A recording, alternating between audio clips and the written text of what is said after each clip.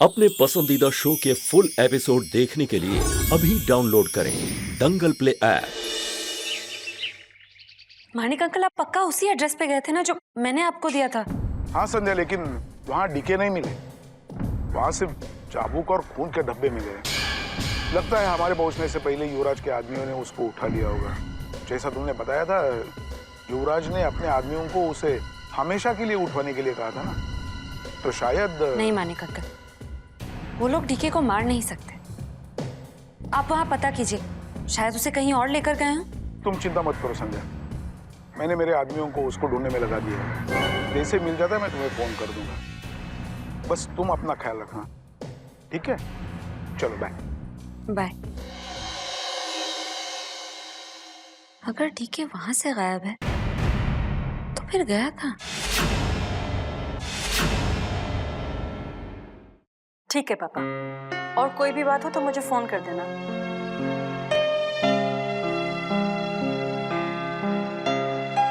संध्या, तुमने तो मुझे डरा ही दिया। पापा का फोन था, वो बहुत खुश है। उन्हें उनका सब कुछ वापस मिल गया है। ये सब कुछ तुम्हारी वजह से है। Thank you very much. सुनी चाची, प्लीज थैंक्स मत कहिए। मेरी ही वजह से आपके माता पिता का सब कुछ छिन भी तो गया था ना।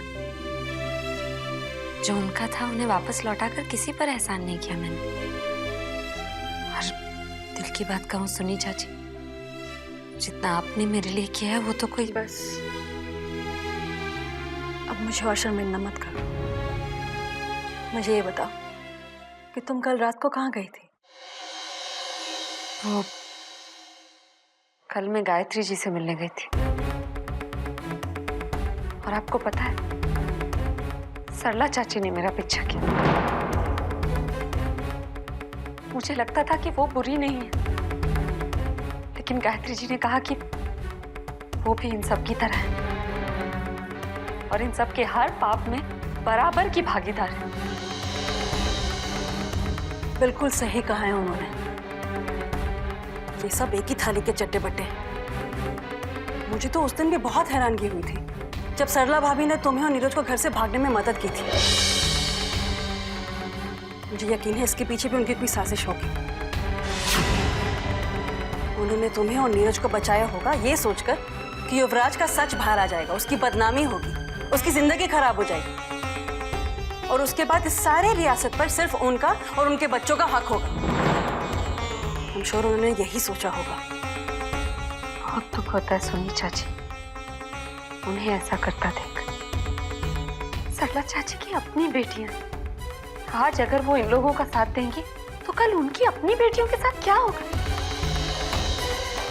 ये चाची, मैं युवराज से बदला ले लूंगी, मम्मी जी को भी माफ नहीं करूंगी मैं, लेकिन सरला चाची, उनकी बेटियां हैं, परिवार है, उनके साथ में कैसे? अपने बच्चे यहाँ सबको प्यारे हैं संध्या, और उनके लिए किसी भी हद तक गिरने को तैयार है, लेकिन खुद को कोई सुधारना नहीं चाहता, चाहे वो वहीनी साहब हो या फिर सरला भाभी। नाम दोनों के अलग है, लेकिन काम और करतूतें एक सी हैं।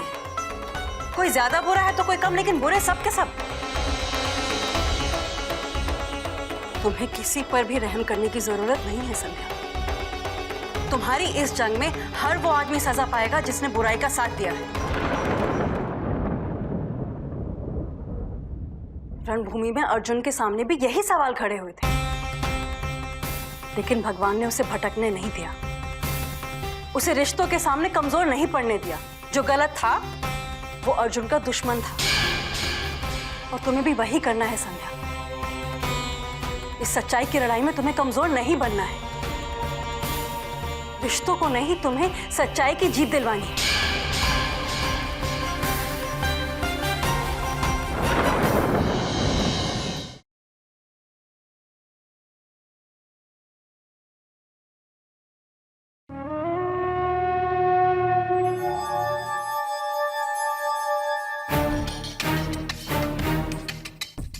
ये नौकर भी ना पता नहीं कहाँ मर गए हैं। कितनी बार कहा है कि सुबह सुबह आकर मेरा कमरा ठीक कर दिया करो, लेकिन कोई मेरी सुने तब ना। उनकी गलती भी नहीं है। हमारी कोई औकात है क्या इस घर में? भला एक नौकर दूसरे नौकर का कमरा क्यों साफ करे? इस घर में और भी तो बड़े बड़े लोग रहते हैं।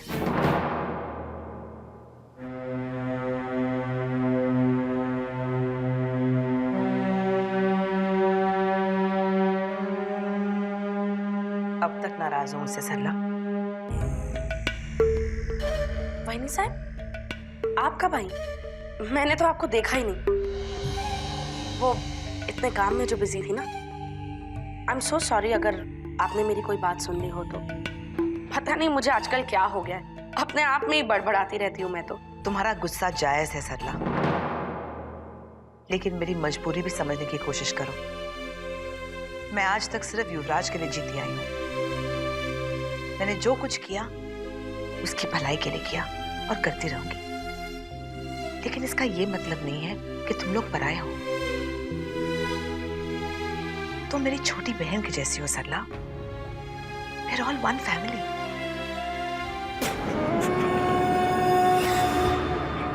I'm sorry about that. We are not one family. We are just not one. हम एक नहीं हैं वहीनी साहब, क्योंकि इस घर में सब लोग अपना सब कुछ दांव पर लगा देते हैं सिर्फ उस एक आदमी के लिए जिसका नाम है युवराज जागीरदार। युवराज के राज में ना किसी की फीलिंग्स मायने रखती है, ना किसी की खुशियां मायने रखती है, और यहां तक कि मेरी अपनी बेटियों का फ्यूचर तक मायने नहीं रखता। यार फैमिली सब ड्रामेबाजी। युवराज तो एक मदारी है, एक मदारी। जानती है ना मदारी क्या होता है? जिनके आगे आगे वो बंदर नाचते हैं और हम वो बंदर हैं। हम वो भी ऐसे बंदर हैं जो युवराज के सिवा ना कुछ सुनते हैं, ना कुछ देखते हैं, और ना ही अपनी जुबान से कुछ बोलते हैं।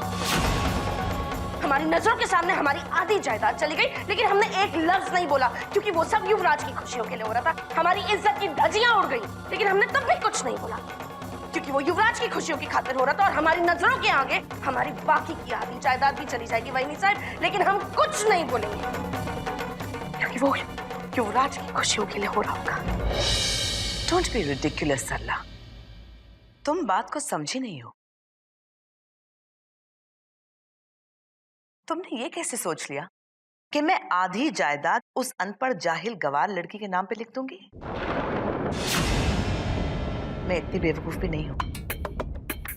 तुमने शायद पेपर्स ठीक से पढ़े नहीं। उन पर संध्या और युवराज जागीरदार का नाम लिखा हुआ है, और अब सब जानते हैं कि वो लड़की संध्या नहीं वृंदा है। तो साइन करने से क्या हुआ? प्रॉपर्टी उसके नाम पे होते हुए भी उसके नाम पे नहीं हुई ना। वो अनपढ़ जाहिल गवार कुछ नहीं जानती, वो तो पढ़ भी नहीं सकती, लेकिन हम तो पढ़े लिखे हैं। तो वो पेपर्स युवराज और संध्या के नाम पर है। वहीनी साहब, अगर डीके की कही बात सच निकल आई तो?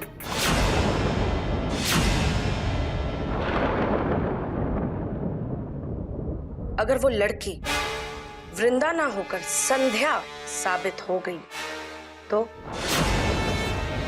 मैटर ऑफ फैक्टली आपने आधी जायदाद संध्या के नाम कर ही दी है। तब आप क्या करेंगे? सरला, मुझसे जितना हो सकता था मैंने किया। अब आगे जो भी करना है वो गुरुजी डिसाइड करेंगे। फुल एपिसोड देखने के लिए अभी डाउनलोड करें दंगल प्ले ऐप।